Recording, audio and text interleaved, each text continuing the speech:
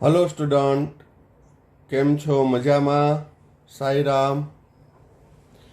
હવે chapter number 1 સંપૂર્ણ રીતે આપણે ચર્ચા પૂરી કરી, જેમાં આપણે પ્રસ્તાવનાથી લઈ અને સ્વાધ્યાય સહિતના દાખલાઓની ચર્ચા કરી. એ સારી રીતે તમને સમજાઈ ગયું હશે. હવે ચેપ્ટર નંબર 2 પરમાણુનું બંધારણ. હવે ચેપ્ટર નંબર 1 ની અંદર આપણે પરમાણુ શબ્દ આવ્યો હતો, પરંતુ આગળ પરમાણુમાં પ્રોટોન, ન્યુટ્રોન, ઇલેક્ટ્રોન એની કાંઈ ચર્ચા આવી નથી. તો આ ચેપ્ટરમાં આપણે સવિસ્તાર પરમાણુના બંધારણ વિશે ચર્ચા કરવાના છીએ. તો આ ચેપ્ટર શરૂ કરીએ પહેલા હું તમને કહી દઉં કે આ ચેપ્ટર મોસ્ટ આઈએમપી છે. તમારે આગળના ટોપિક સમજવા માટે, આમ જોઈએ તો 11મા ધોરણના બધા ચેપ્ટર ફંડામેન્ટલી ચેપ્ટર કહેવાય. એવી રીતે પરમાણુય બંધારણ છે એ તમે જ્યાં જ્યાં તત્વની ઇલેક્ટ્રોન સંરચના, એનું સ્થાયિત્વ, એના ગુણધર્મો એ બધામાં લાગુ પડશે. પ્લસ આ ચેપ્ટરમાંથી JEE અને નેટ લેવલના પ્રશ્નો પણ છે, જોવા મળે છે. શરૂઆતમાં તમને એકદમ બેઝિક આવશે, જે 9મા ધોરણમાં ભણી ગયા હોય એવું. પરંતુ ચેપ્ટર ખૂબ જ લાંબુ છે, ખૂબ જ મોટું છે. આમાં પણ તમે ડે ટુ ડેનું કરશો તો એ વધુ સહેલું બનશે તમને. તો ચાલો શરૂ કરીએ પરમાણુનું બંધારણ. પ્રસ્તાવના કે જુદા જુદા તત્વોની રાસાયણિક વર્તણૂક એટલે કે એના રાસાયણિક ગુણધર્મો સમજવા માટે પરમાણુનું બંધારણ સમજવું જરૂરી છે. પહેલા ચેપ્ટરમાં આપણે કોઈ પણ સંયોજન છે એ ચોક્કસ ભારથી સંયોજાય તો પરમાણુ ભારના આધારે સમજતા હતા. પરંતુ એ કેવા સંયોજનોના ઉદાહરણ જોયા હતા તો તમે ચેક કરજો કે એમાં એક ધન આયન હોય, એક ઋણ આયન હોય તેવા, એમ કે H2O, અથવા બે તત્વો હોય તેવા, લ્યો ને NaCl, H2O હાઇડ્રોજન અને ઓક્સિજન. પણ CuSO4, NH4 twice SO4 કે Na3PO4 એવા બહુ પરમાણુય સંયોજનની ચર્ચા બહુ નથી આવતી, કે આ બે તત્વો સંયોજાઈને આ સંયોજન બનાવે ત્યારે એમાં ચોક્કસ ભાર હોય છે. તો એકચ્યુઅલી એ કઈ રીતે બંધ બને છે એના માટે પરમાણુનું બંધારણ સમજવું જરૂરી છે. હવે પરમાણુ વિશેનો અભ્યાસ તો ભારતીય ગ્રીકની માન્યતા મુજબ એવો હતો કે એ દ્રવ્ય એટલે કે પદાર્થનો પાયાનો ઘટક છે. પદાર્થનું વિભાજન કરતા જાઓ તો એ નાનામાં નાનો ભાગ કે જેનું વધુ વિભાજન ન થાય એને પરમાણુ કીધું. એ ગ્રીક શબ્દ એટોમિયોનો મતલબ કે કાપી ન શકાય, વિભાજન ન કરી શકાય, એન્ડ આવી ગયો એટલે એના ઉપરથી પરમાણુને એટમ કીધો. પરમાણુને શું કીધું? એટમ. એટલે આનું ઇંગ્લિશ ટાઇટલ કહું તો એટોમિક સ્ટ્રક્ચર. ચેપ્ટર નંબર 2 શું કહેવાય ને? Atomic structure. એટમ શબ્દ કેના ઉપરથી આવ્યો? એટોમિયો ઉપરથી. એટલે કે એનું વધુ વિભાજન થઈ શકે નહીં. ડાલ્ટનના પરમાણુ સિદ્ધાંતમાં પણ આપણે જોયું, એ રાસાયણિક સંયોગીકરણના નિયમ સારી રીતે સમજાવી શકતો હતો.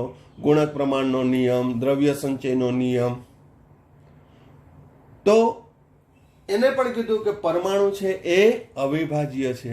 પરંતુ વૈજ્ઞાનિકો છે એ ત્યાંથી સ્ટોપ નથી થઈ જતા કે ઓકે હાલો, ડાલ્ટને કહી દીધું કે પરમાણુ અવિભાજ્ય છે, એનું વિભાજન થઈ શકે નહીં. તો જુદા જુદા અભ્યાસ પ્રયોગોના આધારે એવું નક્કી થયું કે પરમાણુનું વિભાજન થઈ શકે છે. એટલે કે પરમાણુની અંદર બીજા ઉપપરમાણુ આવેલા હોય છે, ઉપઘટકો, જેને અવપરમાણુય કણો કીધા. જેને કેવા કીધા? અવપરમાણુય કણો, સબ એટોમિક પાર્ટિકલ્સ. એ ક્યાં હતા? તો કે એના મુખ્ય કણો પ્રોટોન, ન્યુટ્રોન અને ઇલેક્ટ્રોન હતા. તો પરમાણુનું વિભાજન થઈ આ પ્રોટોન, ન્યુટ્રોન, ઇલેક્ટ્રોન કઈ રીતે મળ્યા? તો એનો સામાન્ય હું એક પ્રયોગ તમને દર્શાવું કે કઈ રીતે મળ્યા, તો તમે એક ઓબ્ઝર્વ કરજો કે કોઈ પણ કાચ હોય અથવા તો એબોનાઇટ છે એ ખાસ પ્રકારનો પોલિમર પદાર્થ છે, એક મટીરિયલ છે પ્લાસ્ટિક બેઝ એબોનાઇટ. એના ઉપર રેશમી કાપડ છે એને આવી રીતે આમાં ઘસવામાં આવે તો એમાંથી વિદ્યુત ઉત્પન્ન થાય છે. હવે આ કાચ અને એબોનાઇટ સાથે રેશમી કાપડ ઘસવાનું ઉદાહરણ તો આપણે જવા દઈએ, પરંતુ આપણે પણ અનુભવેલું હોય કે આપણે પ્લાસ્ટિકની ચેરમાં બેઠા હોય અને જો રેશમી કાપડ પહેર્યું હોય તો એને ઘસાવાથી પછી બીજા કોઈને સ્પર્શ કરીએ ને તો થોડીક વાર કરંટ લાગે એવું અનુભવ્યું હોય. આ દરેકે અનુભવ્યું હોય. શું? પ્લાસ્ટિકની ચેરમાં બેઠા ને પછી ઊભા થઈને ઇવન કોઈને સ્પર્શ કરીએ અથવા તો કોઈ પણ મેટલને આપણે સ્પર્શ કરીએ તો આપણે શોર્ટ લાગ્યો હોય એવો અનુભવ કર્યો હોય. અથવા કરજો કે રેશમી કાપડ હોય અથવા રૂમાલ હોય, પ્લાસ્ટિકની ચેરમાં બેઠા હોય, ઘસવાનું અને પછી એને મેટલ રોડને સ્પર્શ કરો એટલે કરંટ લાગશે. તો એનો મતલબ કે એ ઇલેક્ટ્રોનનો પ્રવાહ શરૂ થયો, કારણ કે કરંટ લાગવો એટલે વિદ્યુત પ્રવાહ, અને વિદ્યુત પ્રવાહ એટલે ઋણ વીજભારિત ઇલેક્ટ્રોનનું વહન. તો પ્રાથમિક ધોરણે એવું મળ્યું કે પરમાણુની અંદર હજી અન્ય કણો આવેલા હોવા જોઈએ કે જેને લીધે તેમાં વિદ્યુતનું વહન થાય છે, વિદ્યુત પ્રવાહ ઉત્પન્ન થાય છે. તો જેમ જેમ અભ્યાસ થતો ગયો તેમ તેમ કીધું કે પરમાણુમાં પ્રોટોન, ન્યુટ્રોન અને ઇલેક્ટ્રોન છે. તો હવે આ પ્રોટોન, ન્યુટ્રોન, ઇલેક્ટ્રોનની શોધ કઈ રીતે થઈ એની આપણે ચર્ચા કરશું. હવે ઇલેક્ટ્રોનની શોધ કઈ રીતે થઈ? તો કે 1830 માઇકલ ફેરાડેએ દર્શાવ્યું કે વિદ્યુત વિભાજ્ય ધરાવતા દ્રાવણમાં વિદ્યુત પ્રવાહ પસાર કરવામાં આવે તો વિદ્યુત ધ્રુવો ઉપર નિપજો પ્રાપ્ત થાય છે.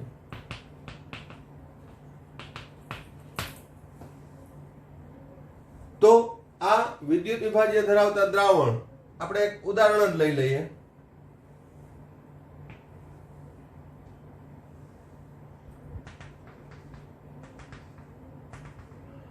કે એક પાત્રમાં NaCl નું પીગાળેલું દ્રાવણ લીધું, Na+ અને Cl- અથવા પીગાળેલ NaCl લીધું, તેમાં પ્લેટિનમના ધ્રુવો ડુબાડ્યા. આ પ્લેટિનમના સળિયા છે ને વિદ્યુત ધ્રુવો કહેવાય, ઇલેક્ટ્રોડ, અને તેની સાથે બેટરી જોડી. આ બેટરીનો મોટો છેડો કહેવાય, આ નાનો છેડો. મોટો છેડો છે એ ધન છે, નાનો છેડો છે એ ઋણ છે. પરિણામે આ ધ્રુવ છે એ ધન વીજભારિત બનશે, આ છે એ ઋણ વીજભારિત બને. ધન વીજભારિત હોય એને એનોડ કહેવાય અને ઋણ વીજભારિત છે એને કેથોડ કહેવાય. તો હવે અહીં Cl- એ છે ને Na+ છે, તો અહીં સમાન વીજભાર વચ્ચે અપાકર્ષણ થાય અને વિરુદ્ધ વીજભાર વચ્ચે આકર્ષણ થાય. એટલે ક્લોરાઇડ આયનો છે એ એનોડ ધન તરફ આકર્ષાય, Na+ એ ઋણ તરફ આકર્ષાય, કેથોડ તરફ આકર્ષાય. આથી એનોડ પર શું થશે? તો કે Cl- 1 2 8 8. આપણે એડવાન્સમાં સમજી લઈએ. એનોડ ઉપર ઓક્સિડેશન થાય એટલે ઇલેક્ટ્રોન ગુમાવે અને બને ક્લોરીન પરમાણુ 2 8 7. એને લખાય આમ Cl2. તો અહીંયા ક્લોરીન 2 છે અહીંયા કેટલા છે 1, તો અહીં મારે કેટલા કરવા પડે 2. તો એક ક્લોરાઇડ 1 ઇલેક્ટ્રોન ગુમાવે, તો 2 ક્લોરાઇડ કેટલા ઇલેક્ટ્રોન ગુમાવે 2. તો અહીં એનોડ પર ક્લોરીન વાયુ ઉત્પન્ન થયો, જ્યારે કેથોડ ઉપર સોડિયમ આયન આકર્ષાય. સોડિયમ આયન છે, એની ઇલેક્ટ્રોન રચના 2 ને 8 છે, 2 ઇલેક્ટ્રોન મેળવે. બંને સોડિયમ આયન એક ઇલેક્ટ્રોન મેળવે એટલે 2 સોડિયમ પરમાણુ. તો અહીંયા સોડિયમ ધાતુ જમા થઈ. તો અહીં માઇકલ ફેરાડે શું પ્રયોગ કર્યો કે આ NaCl છે ને વિદ્યુત વિભાજ્ય કહેવાય. એમાં વિદ્યુત ધ્રુવો ડુબાડી વિદ્યુત પ્રવાહ પસાર કરવામાં આવ્યો, તો રાસાયણિક નિપજ શું મળી? તો કે સોડિયમ અને ક્લોરીન. તો અહીં ક્લોરીન વાયુ ઉત્પન્ન થયો, અહીંયા સોડિયમ ધાતુ જમા થઈ. તો આ જે સમજૂતી છે, આ જે તે સમજૂતી છે એ મેં કેના આધારે સમજાવ્યું? તો કે ઇલેક્ટ્રોન વિનિમયના આધારે. કેના આધારે?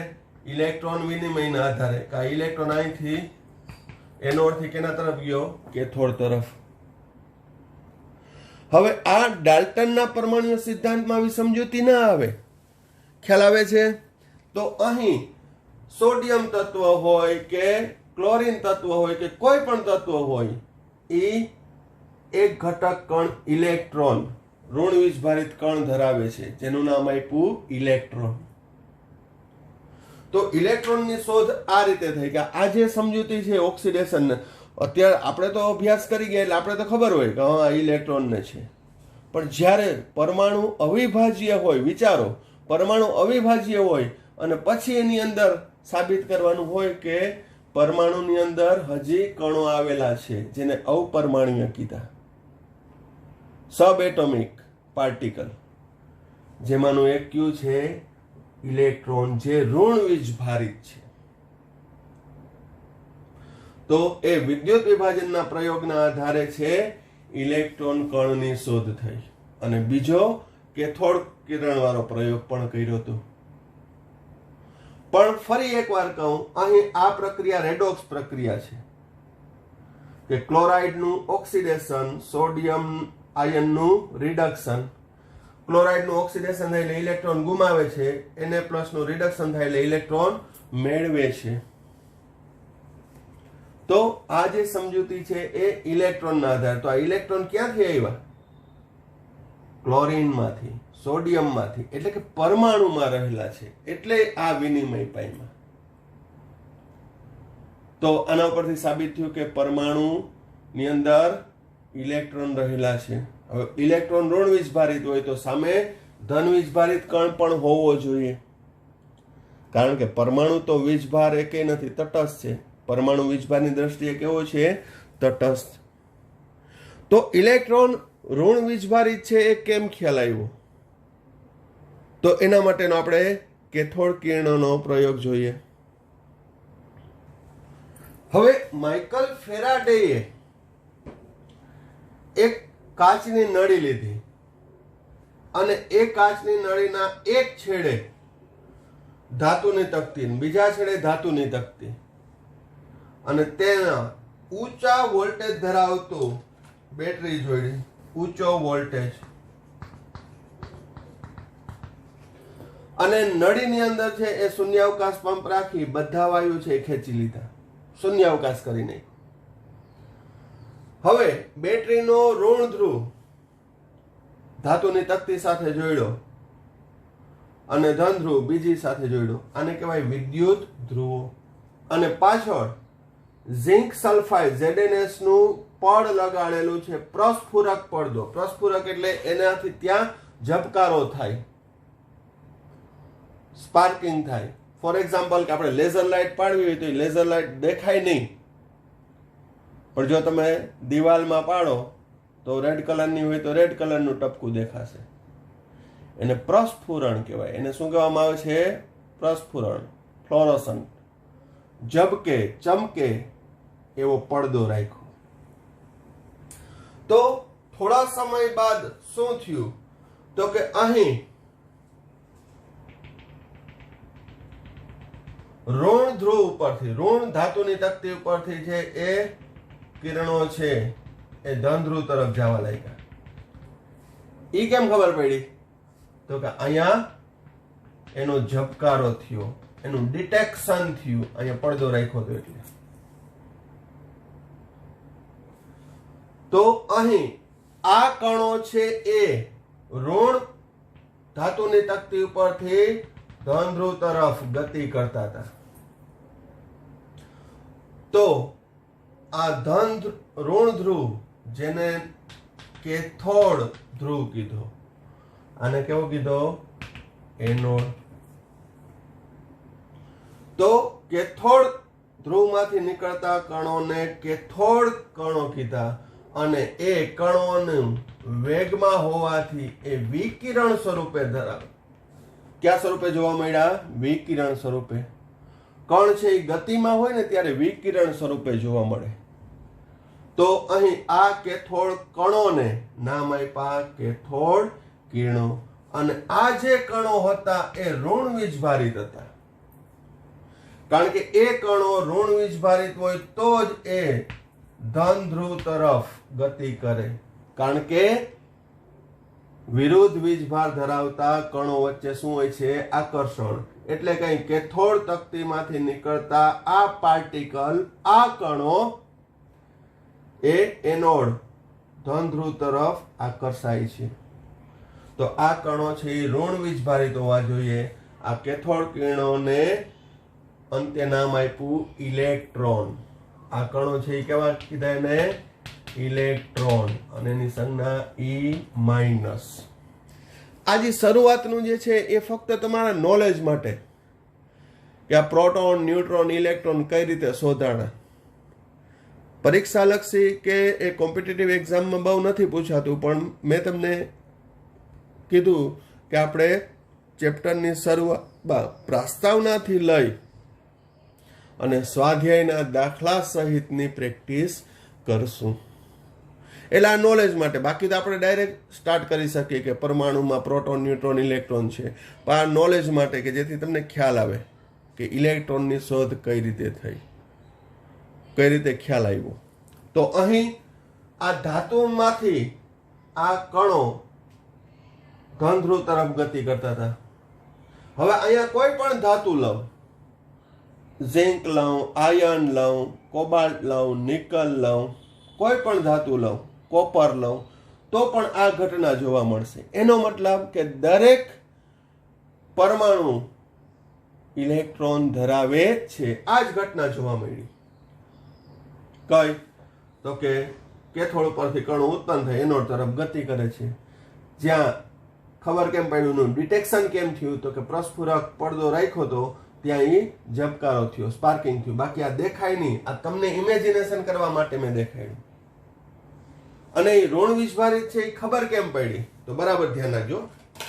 હવે ધારો કે આ કણો છે એ સુરેખ ગતિ કરતા હતા, પણ જો ત્યાં મેં વિદ્યુત ક્ષેત્ર રાખ્યું, તો એ કણો છે એ વિચલિત થયા. એ કણો કેવા થયા? વિચલિત થયા. કઈ તરફ વિચલિત થયા? ધન ધ્રુવ તરફ. હવે ત્યાં વિદ્યુત ક્ષેત્રને બદલે ચુંબકીય ક્ષેત્ર રાખ્યું હોય, N ધ્રુવ અને ચુંબકનો S ધ્રુવ, તો કોઈ પણ એક ધ્રુવ તરફ એ વિચલન પામ્યા.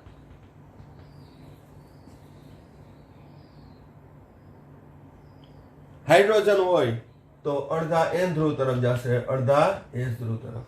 તો એનો મતલબ કે આ ઋણ વીજભારિત ઇલેક્ટ્રોન એ ચુંબકીય ક્ષેત્ર અને વિદ્યુત ક્ષેત્રમાં વિચલન પામે છે. વિચલન પામે એટલે એ વાંકા વળે છે, એની દિશા બદલાય છે. બાકી વિદ્યુત ક્ષેત્ર અને ચુંબકીય ક્ષેત્રની ગેરહાજરી હોય તો શું થશે? એ સુરેખ પથ પર ગતિ કરે છે. અને આ કેથોડ કણો જ્યારે ગતિમાં હોય ત્યારે એને કેથોડની કિરણાવલી કીધી, એટલે કે કેથોડ રેઝ. પણ છે કે ના? ઋણ વીજભારિત ઇલેક્ટ્રોનના. તમારે ઓબ્ઝર્વ કરવું હોય તો કરી લેજો. હજી આગળ આવા ઉદાહરણ આવશે કે અંધારા ઓરડામાં સળગતી અગરબત્તી નો લાલ સળગતો પોઈન્ટ જ દેખાય, પણ એને આમ કરજો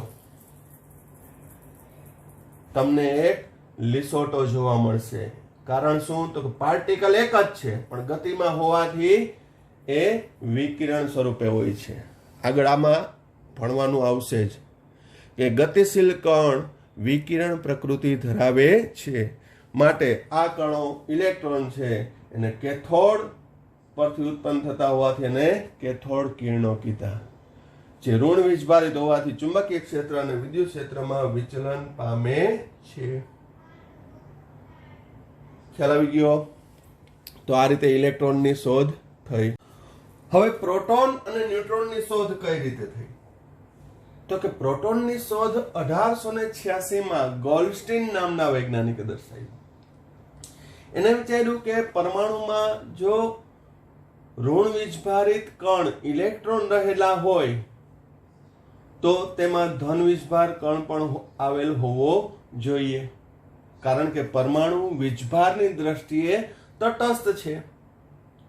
તો આથી એને કેથોડ નળીની અંદર છે થોડા ઘણા સુધારા કર્યા. એને કેથોડ પ્લેટ છે એ છિદ્રિષ્ટ લીધી. કેથોડ પ્લેટ છે એવી છિદ્રિષ્ટ, એટલે હું અહીંયા પ્લેટ જે કેથોડ તરીકે ધાતુની તકતી લીધી હતી એ છિદ્રાળુ લીધી.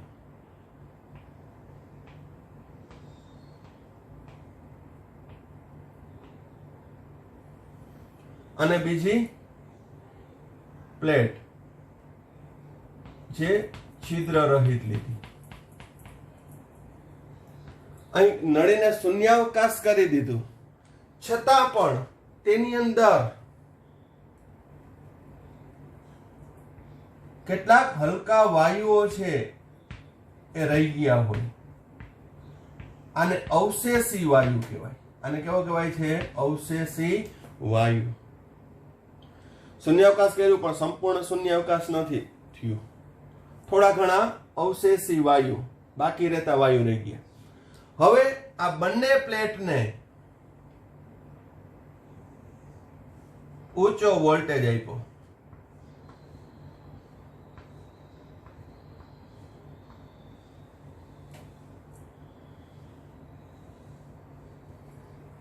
ઊંચું વોલ્ટેજ. હવે જેવું જ ઊંચું વોલ્ટેજ આપ્યું એટલે અહીં બરાબર ધ્યાન રાખજો, ઇલેક્ટ્રોન છે કણ એ ઉત્પન્ન થયા. ક્યાંથી? કેથોડ. આ એનોડ. ઋણ ધ્રુવ પરથી, કેથોડ ધ્રુવ પરથી ઇલેક્ટ્રોન છે એ ઉત્સર્જિત થયા, જે વાયુ સાથે અથડાણા. વાયુ સાથે અથડાણા. આ વાયુ સાથે અથડાણા એટલે અહીંયા ઇલેક્ટ્રોન 2 મુક્ત થયા અને પરિણામે જે પરમાણુ સાથે અથડાણો એ ધન વીજભારિત કણ બન્યો. એ કેવો બન્યો? ધન વીજભારિત કણ. અને એ ધન વીજભારિત કણ આ છિદ્ર મારફતે પસાર થઈ ગયો અને પાછળ રાખેલા પ્રસ્ફુરણ પડદામાં કેનું? ઝિંક સલ્ફાઇડ નું પડ લગાડેલું પ્રસ્ફુરણ પડદો ત્યાં અથડાણા અને ત્યાં સ્પાર્ક થયું, ઝબકારો થયો. તો અહીં કેથોડ નળીમાંથી, અહીંયા કેથોડ પ્લેટમાંથી છે નીકળતા ઇલેક્ટ્રોન જે અવશેષી વાયુ સાથે અથડાણા, જેથી એમાંથી ઇલેક્ટ્રોન ઉત્સર્જિત થઈ અને એ એનોડ તરફ આકર્ષાણા. જ્યારે એ વાયુમાંથી આયન સ્વરૂપે ધન આયન એ ઋણ પ્લેટ એટલે કે કેથોડ તરફ આકર્ષાણા. તો કેથોડ તરફ આકર્ષાણા, પણ એ કેથોડ પ્લેટ ગોલ્ડસ્ટીને કેવી લીધી હતી? છિદ્રાળુ લીધી હતી, પોરસ લીધી હતી. આથી આ ધન વીજભારિત કણ છે એ છિદ્રમાંથી પસાર થઈ પાછળ રાખેલા ઝિંક સલ્ફાઇડના અસ્તર લગાડેલા પ્રસ્ફુરણ પડદા ઉપર પડ્યું. તો આ ધન વીજભારિત હોય તો જ એ કેથોડ તરફ આકર્ષાય છે અને આકર્ષાઈને સીધા બહાર નીકળી ગયા. તો અહીં એ છિદ્રમાંથી બહાર નીકળતા હોવાથી આવા કણોને એને કેનાલ કિરણો કીધા. Canal rays. શું કીધું એને? કેનાલ. કારણ કે એક કેનાલમાંથી પસાર થાય છે. કેમાંથી પસાર થાય છે? કેનાલમાંથી. એટલે એને કેનાલ રેઝ કીધા, જે પાછળથી પ્રોટોન કણ તરીકે દર્શાવવામાં આવ્યા. આ કેનાલ રેઝ ને કેના તરીકે દર્શાવવામાં આવ્યા? તો કે પ્રોટોન કણ તરીકે દર્શાવવામાં આવ્યા. હવે વધુમાં આ કણો છે એ ધન વીજભારિત છે. એ ખબર કેમ પડી? તો કે જ્યારે અહીં વિદ્યુત ક્ષેત્ર રાખવામાં આવ્યું, આ કણો ધન વીજભારિત જે પસાર થતા હતા કેથોડ તરફ, ત્યાં ઋણ ધ્રુવ અને ધન ધ્રુવ એટલે વિદ્યુત ક્ષેત્ર લાગુ પાડવામાં આવ્યું, તો એ કણો છે એ ઋણ ધ્રુવ તરફ વિચલિત થયા. કેના તરફ વિચલિત થયા? ઋણ ધ્રુવ તરફ. તો આ કણો પણ છે એ ધન વીજભારિત હોવાથી વિદ્યુત ક્ષેત્રમાં વિચલન પામે છે. બાકી તો એ સુરેખ ગતિ કરતા હતા કેથોડ કિરણોની જેમ. કેથોડ કિરણોમાં ચુંબકીય ક્ષેત્ર લાગુ પાડવામાં આવ્યું તો ધન તરફ આકર્ષાણા. આ કેનાલ કિરણો ઋણ તરફ આકર્ષાણા. તો પરિણામે એનો વીજભાર ધન હોય તો જ એ ઋણ તરફ આકર્ષાય. આ કેનાલ કિરણો અથવા કણોને નામ શું આપ્યું? પ્રોટોન કણ. હવે એની લાક્ષણિકતા શું છે?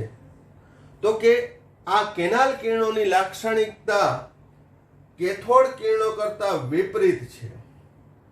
કારણ કે કેથોડ કિરણો છે એ ઋણ વીજભારિત છે, જ્યારે કેનાલ છે એ ધન વીજભારિત છે. અહીં કેનાલ કિરણો છે એનો આધાર નળીમાં રહેલા હાજર વાયુ, જે વાયુ રહેલો છે એની લાક્ષણિકતા ઉપર આધાર રાખે છે. એટલે જો વાયુ બદલાય તો કેનાલ કિરણોની લાક્ષણિકતા પણ બદલાય છે. જ્યારે કેથોડ કિરણોમાં તો એવું કંઈ હતું જ નહીં. ગમે તમે વાયુ ભર્યો હોય, ના ભર્યો હોય, અહીંયા ધાતુની કોઈ પણ પ્લેટ રાખી હોય તો એ સુરેખ ગતિ કરશે. એટલે હાજર નળીમાં રહેલા વાયુના સ્વભાવ પર આધાર રાખે છે. અને આ માત્ર સાદા ધન વીજભારિત વાયુમય આયન છે. હવે અહીં હાઇડ્રોજન હોય તો +1 થાય, તો એ જે તે વાયુ ઉપર આધાર રાખે છે. ત્યારબાદ નેક્સ્ટ કે આ કણોના વીજભાર અને દળનો ગુણોત્તર, એના ઉપરનો વીજભાર અને તેના દળનો ગુણોત્તર વાયુ કે જેમાંથી તે ઉદ્ભવે છે એના ઉપર આધાર રાખે છે.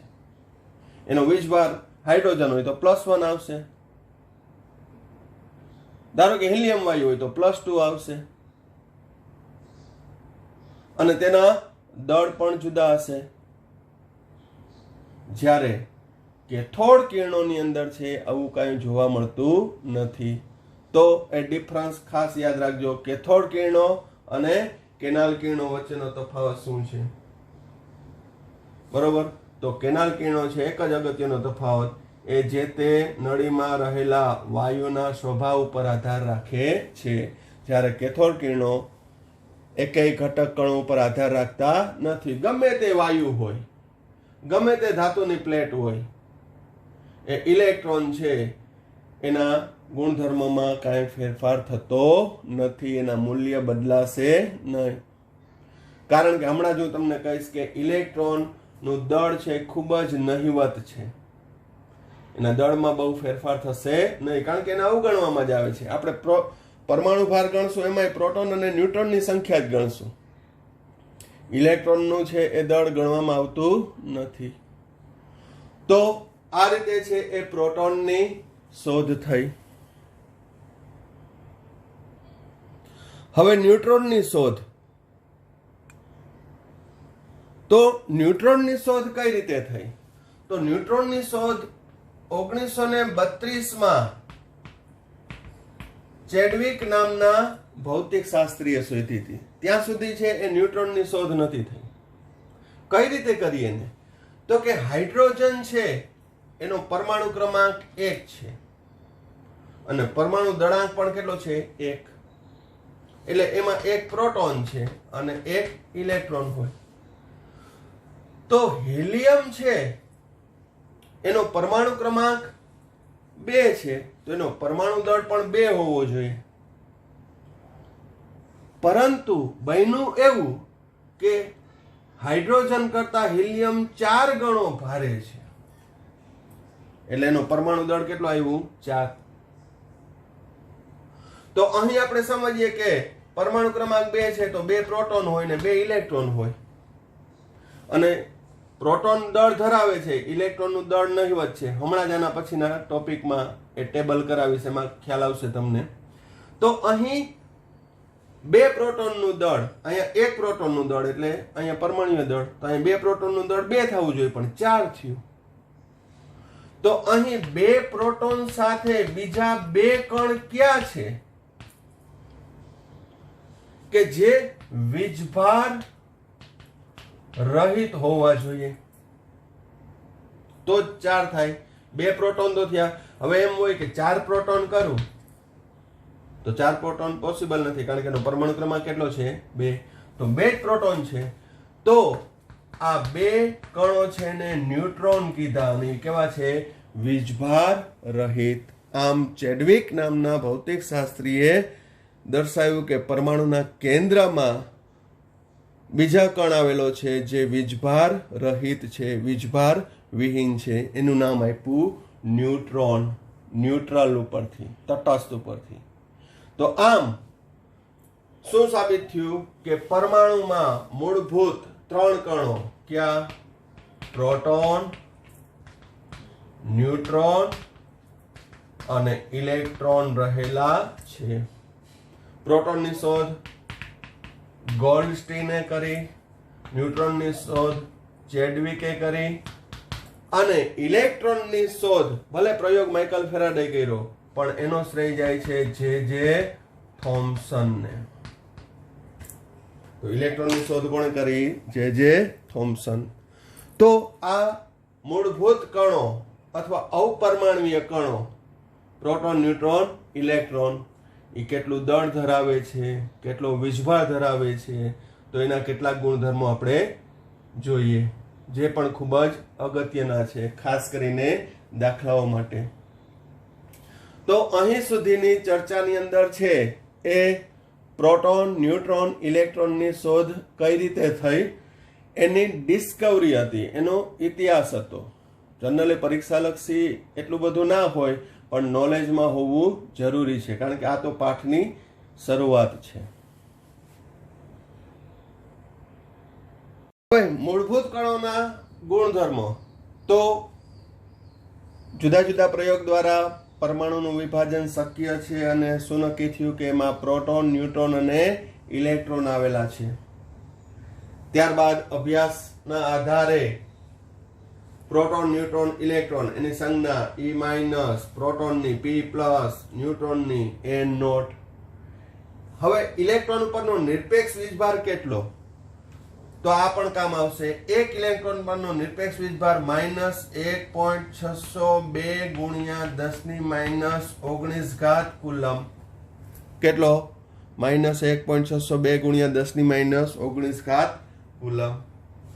પ્રોટોનનો એટલો વીજભાર પણ +1.602 ગુણ્યા 10⁻⁻19 કુલમ. ઇલેક્ટ્રોનનો કેટલો? -1.602 ગુણ્યા 10⁻⁻19 કુલમ. જ્યારે પ્રોટોનનો +1.602 ગુણ્યા 10⁻⁻19 કુલમ. ન્યુટ્રોનનો 0. સાપેક્ષ વીજભાર ઇલેક્ટ્રોનનો -1, આનો +1, આનો 0. હવે નિરપેક્ષ દળ કિલોગ્રામમાં. તો ઇલેક્ટ્રોનનું નિરપેક્ષ દળ કેટલું થશે? 9.139 ગુણ્યા 10⁻31 કિલોગ્રામ. જ્યારે પ્રોટોનનું દળ કેટલું 1.6726 ગુણ્યા 10⁻28 કિલોગ્રામ 27. જ્યારે ન્યુટ્રોનનું તેનાથી થોડું વધુ 1.67493 ગુણ્યા 10⁻27 કિલોગ્રામ. હવે સાપેક્ષ દળ એટોમિક માસ યુનિટની સાપેક્ષે ઇલેક્ટ્રોનનું દળ 0.00054, પ્રોટોનનું 1.00727, આનું 1.00867.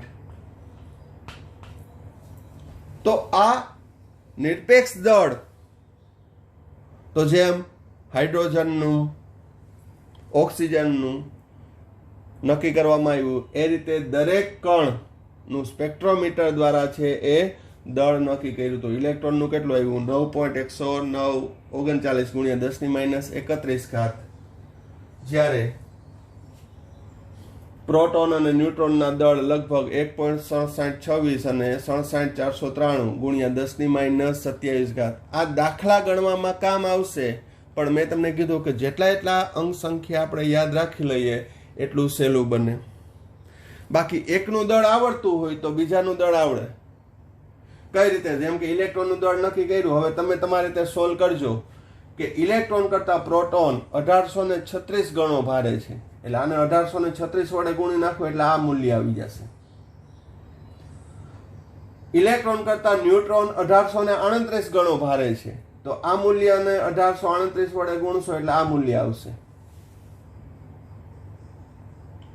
બરોબર.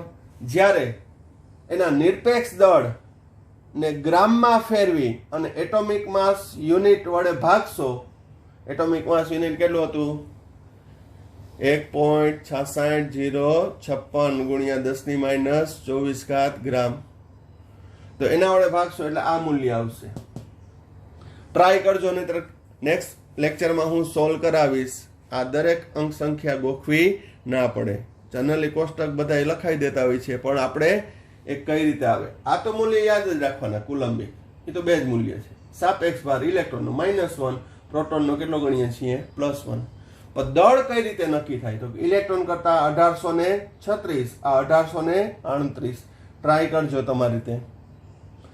અને એના નિરપેક્ષ દળને એટોમિક માસ યુનિટ વડે ભાગતા સાપેક્ષ દળ આવશે.